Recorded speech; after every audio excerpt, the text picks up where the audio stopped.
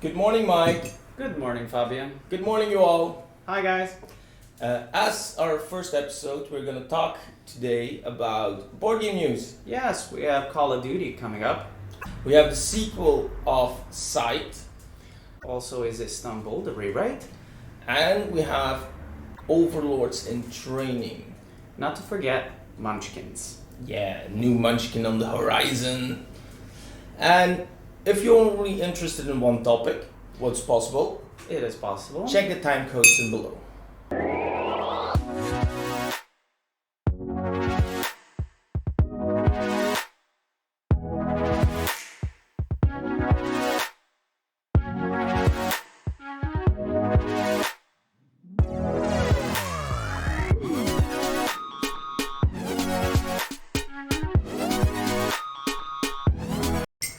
So, Mike, you heard about it?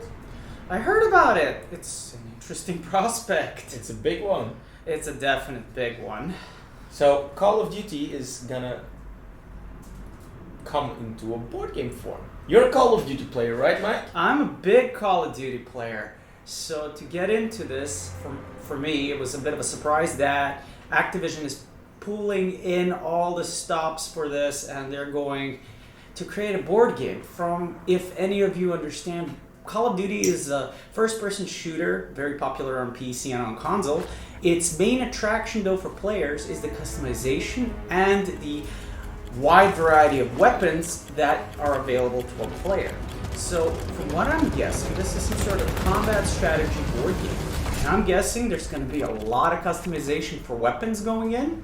And I believe that maybe we don't have this, so take this as a grain of salt. We don't have this as confirmed, but I'm guessing from how the video game is made, with the weapon placements, the weapon stats, and the different grips you get, different grenades, and the different combinations that you can make, those make up your core gameplay loop. So basically you play, you get weapons, you unlock features, and then you progress through the game. So Fabian, I'm guessing that this is something that we will see in the board game, reflected pretty much as all Call of Duties have done in previous iterations of the video game. So the release will be somewhere in 2024, so we still need to wait a long time. Do you have a shout out to the designers as a Call of Duty player, what you're expecting? Guys, make sure that it's not skins, but that the customizations are with different cards, that we do have some board placement, and make sure that we do have some sort of interesting colors to it. So please, no Call of Duty World at War, grays and browns. Make it colorful, make it interesting. Alright. Parts of the video game, and one of the core principles of this video game, and it was a staple of the franchise for over a decade, is unlocking weapons and customizing them for yourself, and of course map placement to protect their own team or their own flag, depending on what kind of game mode you would have. The game has a variation of game modes, so many so that each and every different player might prefer one over the other, such as deathmatch, team deathmatch, capture the flag. I believe there was... If you're saying capture the flag, I think of Stratego. Maybe Stratego. Again, it is a combat strategy game, and if we're going that way, if they're going to do something like that, guys, I'm looking at you. You can't go wrong, but make certain changes to keep the core principles of the video game in your board game. So make it customizable. Maybe cards? I mean, again, we'll see. The goal is mainly to get those Call of Duty players to introduce them in board games. What Fabian just said, we could be looking at a good board game, but we'll see whether or not it draws in the Dorito eating, Gatorade drinking crowd. Very important, if you're going to be playing and eating Doritos, please sleeve cards, make sure that everything is nice and neat. Or don't eat Doritos while you play a board game. Or game designers have a lesson from too many bones and chip theory games. They created plastic cards. You can just clean them with a cloth. So yeah, and as far as the board game was concerned, it took me a bit by surprise for a first-person shooter to be turned into a board game. That said, yeah, but as a player, what mechanics do you expect? Because you're a video game and a board game, what mechanics do you expect to see in this board game? Or do you want to see in this board game? What I want to see, let's start with that. What I want to see is to take the variant from their Battle Royale, where you would start on a wide map with your other opponents. On a wide map, you will have certain locations which are called key locations where loot drops will happen. These random loot drops, each and every part of the game should have a random set of loot drops on the map. You would rush to get to these loot drops, as each and every round would make the circle grow smaller and smaller. You need to upgrade your weapons to be stronger than the opponents. First person to get the best loot drops with the best weapons can hold the point, and then they can be king of the hill or the last survivor. That's something that I would want to see as a principle of this game. So you want to see a board game becoming, the game board becoming smaller and smaller every round, yes. Or every couple of rounds. Every couple of rounds, giving you this insane rush to try and get the best gear while also avoiding other players. So not just going into combat, but try and avoid them. But if you have to go into combat, that there is this sort of risk that if you come across an opponent who has better gear than you could lose early on. And don't skip on miniatures. Oh, please. Oh, you've got so many good characters in your games. Call of Duty has some iconic ones. Please, Ghost has to be in it. So I'm a passionate fan of it. I'm a passionate fan of Call of Duty, yes. Activision, if you're looking for a consultant, there's not much details yet known about the board game, but we found it a very big topic to discuss because it has potential to please a lot of board gamers that are existing already, that are already overlapping with the video game industry, but it could potentially put some new blood in the board game universe. So yeah, we're looking forward to it. I'm definitely looking forward to it. Now, what I imagined, as I said, a game world, a board, which is getting smaller and smaller. Maybe even you will have time, like a little capsule or a little timer. And as time passes, the board will be forced to a smaller location. You collect loot, probably cards. I think it will not be time-based. No, just round-based? Round-based, because what you see with time-based board games, there are people that are overthinkers. Yes, you know who you are. Yeah. And if it's time limited, no, that would not work. They would lose interest. No, they would not lose interest. People would kill them. They would take the next time a real gun and I'm boom! Sorry. Okay. So this is actually what really happens if you're an overthinker in the Battle Royale. You get online, you queue up, you jump out of the airplane, you land, you're overthinking it with your team, you're collecting too many guns. In the ending, you get a bounty on you, you're trying to run away, you're overthinking it, you die. So, yeah, in the real Battle Royale, that if you're thinking too much, there's not enough time to think too much, you must... Yeah, okay, but there is a strategy to it. It's a strategy game. It's gonna be a strategy game. There is no other option. So we cannot do anything else about it. So you need to give people time to think. Done. Rounds getting smaller. So let's go to the next. Let's get to the next. Do you know what's finally happening after 22 years, Mike? Tell me, Fabian, what's happening after 22 years? Munchkin's gonna have druids! Druids? Oh, I love druids. Yeah. No, it's just been such a miss for ages, and after everything they brought out, that it takes 22 years to bring out druids. A classic staple of a lot of RPGs and Yeah. stories. A druid. And we're finally getting them. So it's gonna be an expansion to the base game. We'll add like 112 cards with the druid character mainly, but a druid class, and also monsters that are nature related cards, treasure cards, also poison related cards, and a lot more. So including, you need a base game to play it. but a lot of people have the base game. But this will be a must-have, I think, expansion to add extra content instead of a 40k Munchkin or a this Munchkin or a that Munchkin or I can go on and go on and go. There are a lot of Munchkins. Yeah. Fabian, I heard that there's something new happening with Istanbul.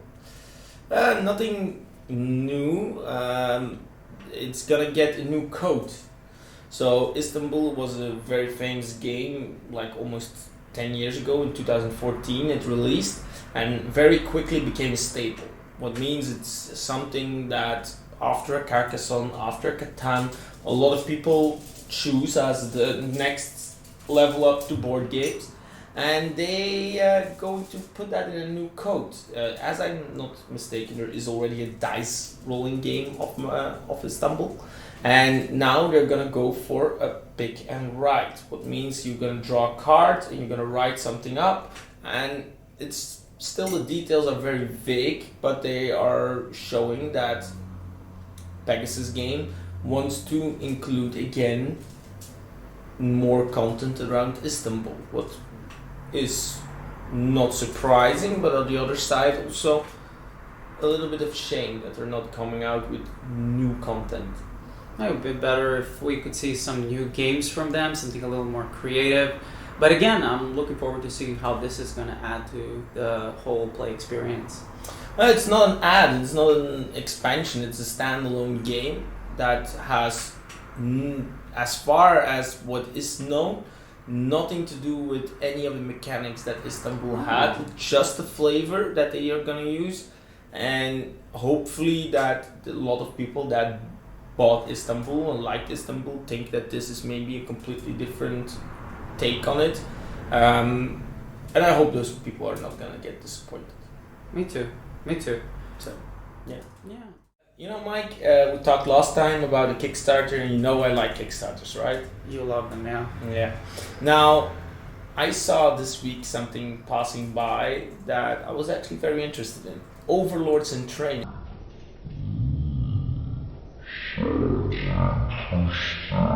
You know, we end our board game evenings here in the store often with an exploding kittens or an unstable unicorn, something very fast paced. Yeah. Now, Overlords in training is something similar. So there is an event happening that there are young demons coming up, and you're playing one of those young demons. You're in training, and you try to beat the other Overlords in training, so you can challenge the Overlord to become your Overlord yourself. Oh. Gain the power all to yourself. All to myself? Yes. So I get to play with my own cards. Something similar to Unstable Unicorns? In Unstable Unicorns, so you're gonna have a deck as well, and you're gonna draw cards, and every time you're gonna use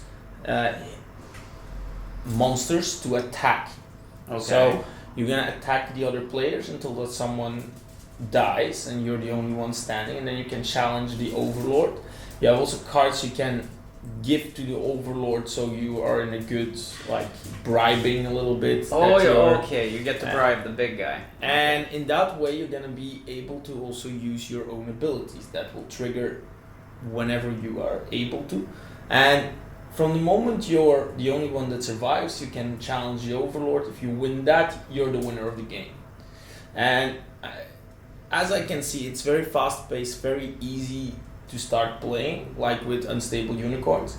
And in that way, you will be able to have a fun. The artwork is in doodle style. I love that. That I want to see that. I've been checking it out. There is the Kickstarter's live. It's not funded yet, but they're from the same guys as BattleTech. And I showed you BattleTech, yes, right? No. That one I like. It's very interesting that they would go off the beaten track and try something a little different. Yeah, it's indeed strange. Sometimes you see like designers that have years of experience that they go experimental a little bit, but that's not for one game or two games, but that's after 10 designed games. Or you see that those designers after a while go on a different path because their life changes a little bit. Yes, Vlada, I'm talking about you. So, yeah, it's a little bit strange, a designer with not that much on his resume to change that drastic, but maybe he's still just figuring out. And what I now saw, it is actually a nice way. The doodles are very fun. It reminds me a little bit of the artwork of Exploding Kittens. Exploding Kittens, Unstable Unicorns. No, it's not artwork, but I have this similar feeling, easy going of the card game. That's why I say it would be a very good game at the end of the board game evening after a couple of hard hitters to like at 12 o'clock with the last couple of beers play, relax. Just finish me off, yeah? Yeah. Become an overlord by the end of the night. See where he's going with this. So basically, you get... Yes, Overlord. Overlord. It's better as Dungeon Master. Oh. Yeah, I see a lot of potential. I have my questions, of course. It's a Kickstarter. Because for a card game, okay, there are a couple of boards or bigger cards in there. It's quite a high goal they have. So I'm not sure what they are expecting to do with it. But I see a lot of nice stretch goals in the future. So maybe it will pick off, I think. It's like a couple of days in now. So I think it will go. So definitely check it out. We will put the description below. It needs to start somewhere and everyone needs to be supported. By the way, because we're talking about supporting, we're not done yet, but click on the subscribe button. It's there. Next on the agenda. I don't know, an agenda I would not call it, Mike, because we like doing that. Yeah, we do. Did you actually play Scythe already with me? I was sitting right behind you guys while you were playing it. It's pretty complex. No, it's not complex. No, not at all. No. Dungeon Lords is more complex. Dungeon Lords is awesome. But it is not complex. But for some reason, this is one of the few games. There are only 2 games that I think I never won in my life. But it's the sequel of Scythe and it's called Expeditions. Mm-hmm. It's releasing. More and more content is getting released about it, but it will be, I think, in retail shops at the end of the year. I hope I can take some copies from Spiel. And it looks amazing. It has a lot of similarities, but it has also a lot of differences, and that's what I really like on a sequel. Now, with Expeditions with Scythe, are we going to see the same kind of change? Where it goes from the full board game for 7 people, will they be able to concentrate it? It's 1 to 5, but because it's like the original Scythe, I think at some point maybe there will be a 6th or 7th player, but what I see is that it's gonna be a little bit different. So how are they gonna do it? What I have seen until now, there is not gonna be a board. Mm-hmm. There's gonna be an open table with hexes that is called expeditions. So the encounters, the encounter cards, gonna be changed to expeditions. There are gonna be a lot more cards that will present resource opportunities. Will also present a lot of different quests, and you are trying to complete those quests to get more favoritism in those areas. And on that way, resources are going to be belonging to a card or a hex, or in that way, not specifically claimed by a person, but can be used by a specific person because he's there at that moment. I also love that mechanic with Scythe, so resources are collected on the board, not in the card style. You pick up a card. No, not like, for example, you have like a little player board with all your resources. No, the resources stay on the lands. So if someone gets rid of you, they still can get the resource. They have your resource. And this is same mechanic will be used in the expeditions. And expeditions I think it's the same art style. It's different art, but the same art style completely. The box is amazing. Box you can see here. No, I'm gonna edit this in. Oh, okay. The box is here. Yeah, the box is here. And yeah, we're gonna really definitely go. Again, we're inside the box, but we can delve deeper inside the box for you. And sometimes we go outside the box. Oh yes, outside the box. Yeah, those ones coming soon too. What that's about, you'll find out. And that's set for this morning. Yeah. We're gonna start working finally. Yeah, finally. Because recording today did a bit longer than last week. Yeah. I hope our audio is better. Me too. We're working hard. I hope our lighting is better. Please do leave comments below. Yeah. What we can improve, what news you want to see. If I need to replace him by a nice blonde with more. I thought I had fabulous hair. Especially like and subscribe. And leave a comment below and share. Share. Definitely share. Share with others. Give them some joy. But I don't like share.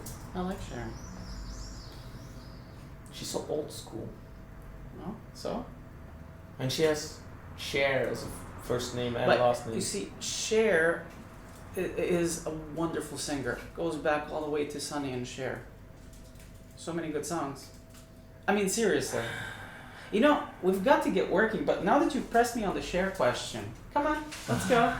Now the Cher question. You know, I seriously got